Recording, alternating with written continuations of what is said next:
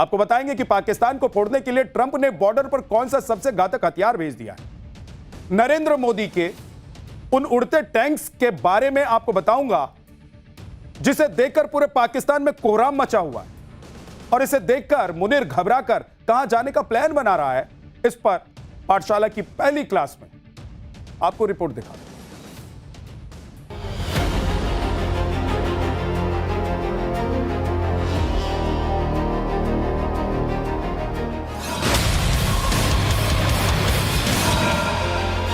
मोदी ने पलट दिया पूरा गेम।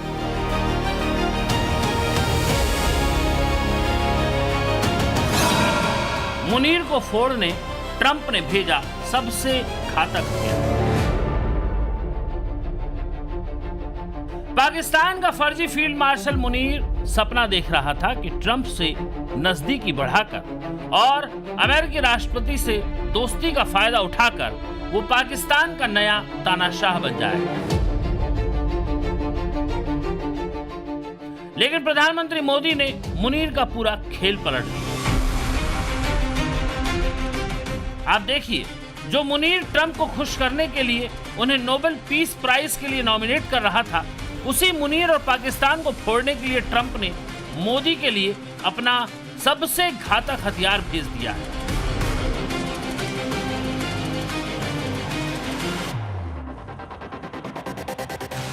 अमेरिका में बने अपाचे AH-64E अटैक हेलीकॉप्टर के फाइनल बैच के 3 हेलीकॉप्टर भारत पहुंच गए। इन तीनों हेलीकॉप्टर को लेकर एंटोनोव 124 हैवी लिफ्ट एयरक्राफ्ट की मदद से गाजियाबाद के हिंडन एयरबेस पर उतारा गया।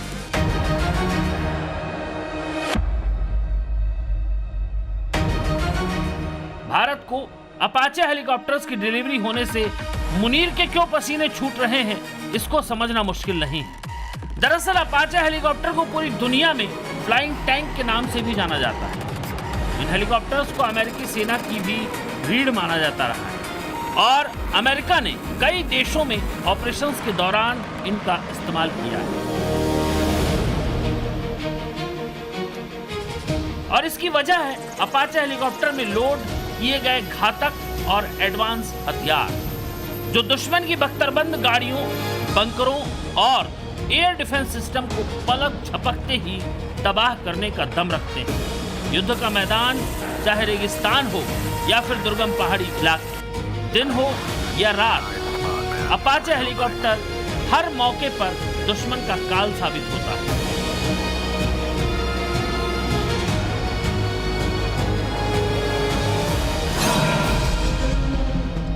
अपाचे हेलीकॉप्टर की खूबियों की बात कर लें तो अपाचे हेलीकॉप्टर में 30 mm की ऑटोमेटिक चेन गन लगी होती है, जो चलते फिरते दुश्मन पर ताबड़तोड़ गोलियां बरसाती है। इसमें हाइड्रा 70 रॉकेट सिस्टम लगे हैं, जो पहाड़ी इलाकों में भी टारगेट पर सटीक निशाना साध सकते हैं। इसमें हेलफायर जैसी एंटी टैंक मिसाइलें फिट होती हैं, जो टैंकों और बख्तरबंद गाड़ियों को तबाह कर देती हैं। अपाचे में लगे रॉकेट पॉड्स से दुश्मन के ठिकानों पर भारी बमबारी की जा सकती है। नाइट विजन और एडवांस टारगेटिंग सिस्टम के दम पर यह दिन रात और किसी भी मौसम में ऑपरेशन कर सकता है। इंडियन एयरफोर्स के पास तो पहले से ही 22 अपाचे हेलीकॉप्टर्स की मजबूत फ्लीट है ही।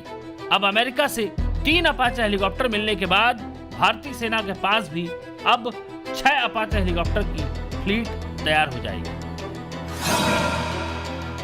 3 अपाचे हेलीकॉप्टर्स का पहला बैच इसी साल जुलाई में भारत पहुंचा और अब 3 और अपाचे अटैक हेलीकॉप्टर भारत पहुंच चुके हैं। इस डिलीवरी के साथ ही 6 अपाचे हेलीकॉप्टर के लिए हुई 5,691 करोड़ की डील पूरी हो गई है। इस डील पर फरवरी 2020 में मोहर लगी थी। पिछले हफ्ते पीएम मोदी की ट्रंप से फोन पर हुई बातचीत के बाद अपाचे हेलीकॉप्टर की डिलीवरी को भारत और अमेरिका के बीच मजबूत हो रही डिफेंस पार्टनरशिप का संकेत माना जा रहा है। अपाचे हेलीकॉप्टर की डिलीवरी होने पर भारत में अमेरिकी राजदूत ने ट्वीट किया। अमेरिकी राष्ट्रपति और भारत के प्रधानमंत्री के ज्वाइंट स्टेटमेंट के मुताबिक भारतीय सेना के लिए लेटेस्ट अपाचे AH-64E हेलीकॉप्टर का आना भारत और अमेरिका के बीच बड़ी डिफेंस पार्टनरशिप की ओर एक और कदम है।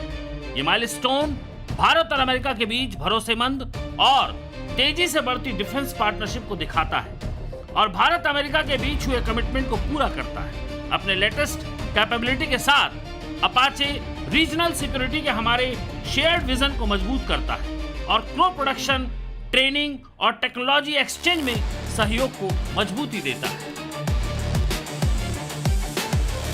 मुनीर की टेंशन इसीलिए भी बढ़ी हुई है क्योंकि अमेरिका में सबसे घातक माने जाने वाले अपाचे अटैक हेलीकॉप्टर की नई खेप को भी पाकिस्तान बॉर्डर पर तैनात किया जाएगा, जिसके लिए पहले ही राजस्थान के जोधपुर में अपाचे को ऑपरेट करने के लिए 451 आर्मी एविएशन स्क्वाड्रन एक्टिव हो चुकी है और राजस्थान में पाकिस्तान की सेना पर तैनाती के लिए अमेरिका से मिले अपाचे हेलीकॉप्टर्स का रंग भी रेत जैसे रखा गया है, जिससे पाकिस्तान को इसकी तैनाती वाली जगह की भनक तक नहीं लग पाएगी। मुनीर का बीपी इस वजह से भी हाई है क्योंकि अमेरिका ने ऐसे वक्त में भारत को अपने सबसे घातक हथियार की डिलीवरी की है जब ऑस्ट्रेलिया में यहूदियों के इवेंट पर हुए आतंकी हमले से ट्रंप भड़के हुए और ट्रंप ने कट्टरपंथी इस्लामिक आतंकवाद की ताकतों और इन्हें बढ़ावा देने वाले देशों के खिलाफ युद्ध छेड़ने का ऐलान कर दिया है और दुनिया के सभी देशों से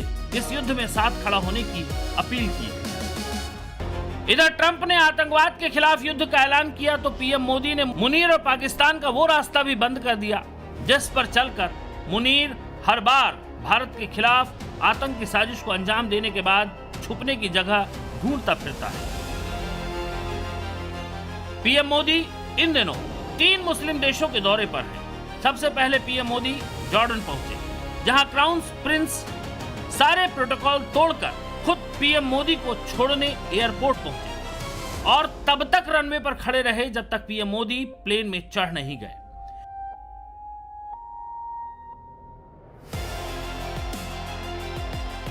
इसी तरह इथियोपिया में भी खुद वहां के प्रधानमंत्री एयरपोर्ट पर पीएम मोदी को रिसीव करने पहुंचे। लेकिन जिस तरह पहले जॉर्डन और फिर इथियोपिया में पीएम मोदी ने पहलगाम आतंकी हमले का जिक्र किया और आतंकवाद के खिलाफ लड़ाई में मुस्लिम देशों का समर्थन मांगा, उससे पाकिस्तान में हड़कंप मचा। सुनिए आतंकवाद पर पीएम मोदी ने जॉर्डन और इथियोपिया में क्या कहा। वैश्विक स्तर पर भी हम करीबी संपर्क में रहे हैं। गाजा पर शुरुआत से ही आपकी बहुत सक्रिय और सकारात्मक भूमिका रही है। हम सभी की आशा है कि क्षेत्र में शांति और स्थिरता बनी रहे। आतंकवाद के विरुद्ध हमारा साझा और स्पष्ट रुख है। आपके नेतृत्व में जॉर्डन ने आतंकवाद, उग्रवाद और रेडिकलाइजेशन के खिलाफ पूरी मानवता को एक सशक्त और रणनीतिक संदेश दिए हैं। पाठशाला में अब अगली क्लास यानी कि अगला चैप्टर। मुस्लिम देश में जय श्री राम, विदेशी संसद में वंदे मातरम, पीएम मोदी के विदेश दौरे से आई वो तस्वीरें जो गर्व से भर दें। मुस्लिम देशों में जाकर मोदी ने भारत का डंका बजा दिया। उधर विदेशी जमीन पर फिर राहुल गांधी ने क्या ब्लंडर कर दिया है, आज आपको दिखाने वाले हैं। पाकिस्तान के मुनीर भले ही ट्रंप की शरण में चले गए, लेकिन पीएम मोदी उसे छोड़ने वाले कहां हैं? क्योंकि आप भारत का जलवा देखिए कि मुस्लिम देशों में जय श्री राम के नारे लग रहे हैं, विदेशी संसद में वंदे मातरम गूंज रहा है। 6 मिडिल ईस्ट देशों के ताकतवर संगठन गल्फ कोऑपरेशन काउंसिल के अहम देश पीएम मोदी के साथ बड़ी बड़ी डील करने वाले हैं। मुस्लिम देश के क्राउन प्रिंस खुद पीएम मोदी के लिए कार का ड्राइवर बन जाता है, यानी कि पीएम मोदी ने डंका बजा दिया है। लेकिन उधर राहुल गांधी को देखिए, वो भी विदेशी दौरे पर हैं, जर्मनी में है। लेकिन राहुल गांधी के जर्मनी दौरे से क्या नया बवाल मच गया है? पीएम मोदी और राहुल गांधी के विदेश दौरे पर क्या क्या हो रहा है, पाठशाला की यह स्पेशल रिपोर्ट देखिए।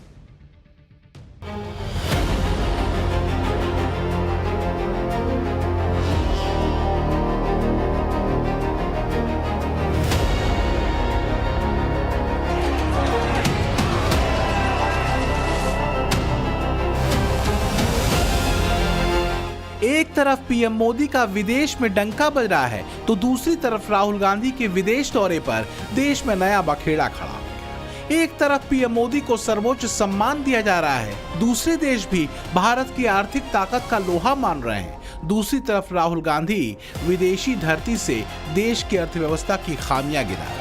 राहुल गांधी ने जर्मनी जाकर ऐसा क्या कह दिया कि विवाद खड़ा हो गया, ये आपको बताऊं उससे पहले देखिए कि कैसे विदेश में पीएम मोदी का डंका बज रहा है। ये तस्वीरें पीएम मोदी को मिले सर्वोच्च सम्मान की है। अपने पहले ही दौरे पर अफ्रीकी देश इथियोपिया ने पीएम मोदी को सर्वोच्च नागरिक सम्मान ग्रेटर निशान ऑफ इथियोपिया से सम्मानित किया है। अब तक 28 देश पीएम मोदी को अपना सर्वोच्च नागरिक सम्मान दे चुके हैं। अभी अभी मुझे ग्रेट ऑनर निशान ऑफ इथियोपिया के रूप में इस देश का सर्वोच्च सम्मान प्रदान किया गया है।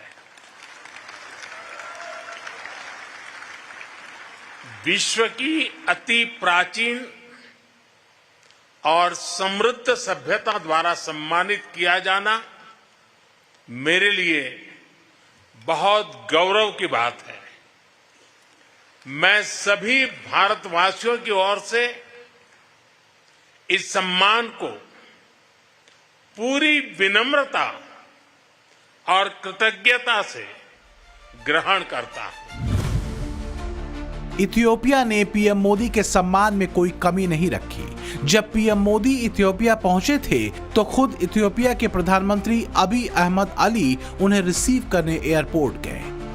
गाजे बाजे के साथ पीएम मोदी का जबरदस्त स्वागत हुआ। इसके बाद की तस्वीरें तो और हैरान करने वाली थी। इथियोपिया के प्रधानमंत्री अबी अहमद अली ने खुद कार चलाकर पीएम मोदी को एयरपोर्ट से होटल तक लेकर गए।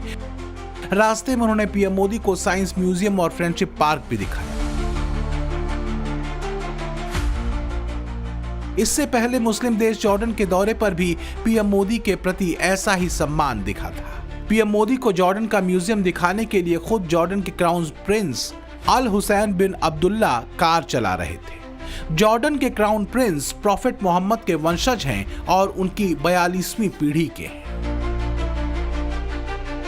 जॉर्डन के क्राउन प्रिंस खुद कार चलाकर पीएम मोदी को एयरपोर्ट तक छोड़ने भी आए थे।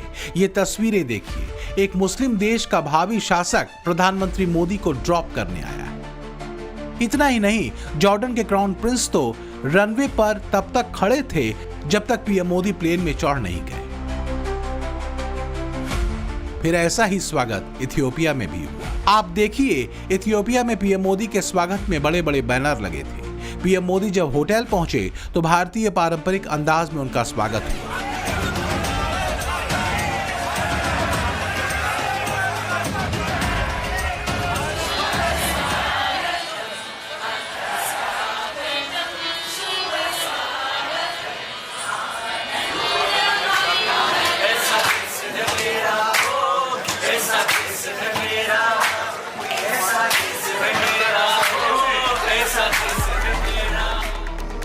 इथियोपिया के पीएम ने नरेंद्र मोदी के सम्मान में जो डिनर आयोजित किया, इसमें इथियोपिया गायकों ने वंदे मातरम की मधुर प्रस्तुति दी। इस मौके पर खुद पीएम मोदी ने हाथ ऊपर करके तालियां बजाई।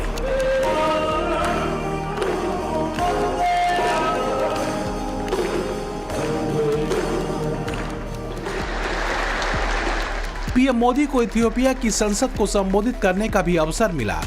पीएम मोदी जब इथियोपिया की संसद पहुंचे तो काफी देर तक वहां के सांसद पीएम मोदी के स्वागत में तालियां बजाते रहे।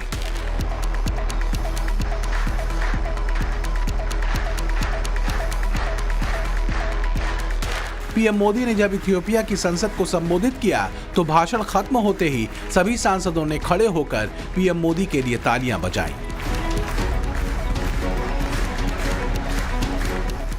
पीएम मोदी के लिए इथियोपिया ने ये जो प्यार और सम्मान जताया वो इसलिए भी है क्योंकि कोविड जैसे मुश्किल वक्त में भारत ने इथियोपिया को वैक्सीन भेजकर मदद की थी। मुश्किल वक्त में की गई इस मदद ने कूटनीतिक रिश्तों को भी मजबूत कर दिया।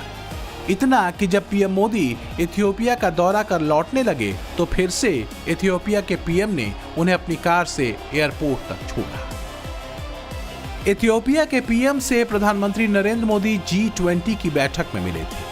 तब इथियोपिया के पीएम ने उन्हें न्योता दिया था और उसी न्योते के 24 दिन के अंदर ही पीएम मोदी ग्लोबल साउथ की आवाज को मजबूत करने के लिए इथियोपिया पहुंच गए। पीएम मोदी का इथियोपिया दौरा इसलिए भी बहुत अहम है क्योंकि चीन भी अफ्रीका में अपनी पकड़ मजबूत करने में लगा है। जॉर्डन और इथियोपिया के बाद पीएम मोदी मुस्लिम देश ओमान की यात्रा पर है। भारत और ओमान के राजनयिक संबंधों के 70 साल पूरे होने पर यह यात्रा हो रही है। उम्मीद है कि इस यात्रा के दौरान भारत और ओमान के बीच फ्री ट्रेड एग्रीमेंट हो जाए। इससे दोनों देशों का व्यापार बढ़ेगा, टैरिफ के बीच भारत को नया मार्केट मिलेगा। इधर विदेशों में 3 देशों की यात्रा पर हैं, उधर राहुल गांधी भी विदेश यात्रा पर हैं। राहुल गांधी 15 दिसंबर से जर्मनी के दौरे पर हैं। राहुल गांधी जर्मनी में ऑटोमोबाइल कंपनी BMW प्लांट का दौरा किया। इस प्लांट में राहुल गांधी एक बाइक पर बैठे दिखे। कहा जा रहा है कि BMW और TVS ने पार्टनरशिप में 450 सीसी की ये एडवेंचर बाइक बनाई। BMW प्लांट से ही राहुल गांधी ने ऐसा बयान दे दिया कि देश में बवाल मच गया। India needs to start producing. Production is the key for the success of any country, and our manufacturing is declining. It should actually be going up. Germany से राहुल गांधी ने जब देश के आर्थिक ढांचे की कमियां गिनाई तो देश में सियासी विवाद हो गया। बीजेपी कह रही है कि राहुल गांधी विदेश से देश को अपमानित कर रहे हैं। सुनिए कैसे मैन्युफैक्चरिंग सेक्टर का डेटा गिनाकर बीजेपी राहुल गांधी को जवाब दे रही। बार बार राहुल गांधी जी का इस प्रकार विदेश जाना और विदेश की भूमि से भारत को अपमानित करना और भारत के विरोध में बोलना कहीं न कहीं दिखाता है कि राहुल गांधी और कांग्रेस पार्टी के मन में किस प्रकार की भावना भारतवर्ष को लेकर है।